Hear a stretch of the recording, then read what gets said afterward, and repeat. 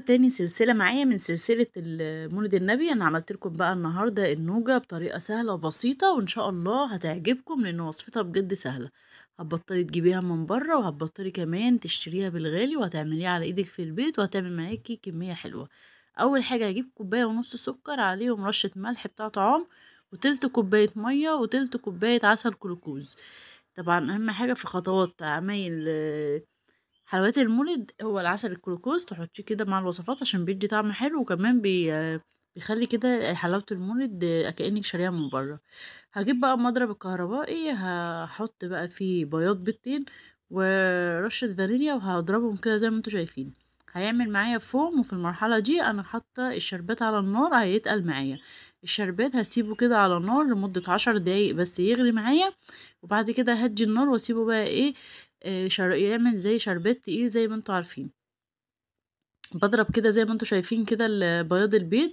طبعا هيديكي فوم كده عامل زي الرغاوي في الاول وبعد كده ومع الضرب هيبدأ بقى ايه يديكي زي الكريمة هيبقى عامل زي الكريمة كده وهو بيتضرب.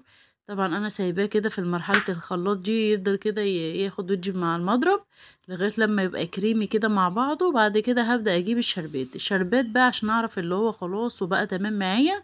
بحط كده نقطة كده في حبة مية ساقعين فأول ما بتعمل معايا كورة كده جامدة بعرف كده اللي هي ايه خلاص.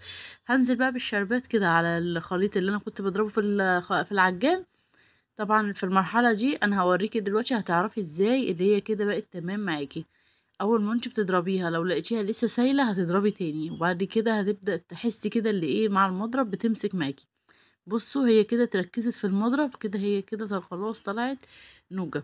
هجيب بقى حبة سوداني عندي او اي نوع مكسرات عايزة تعمليه عليه هتحطيه بس هو الاوفر بيبقى السوداني متاح في كل بيت اللي احنا نقدر نحطه.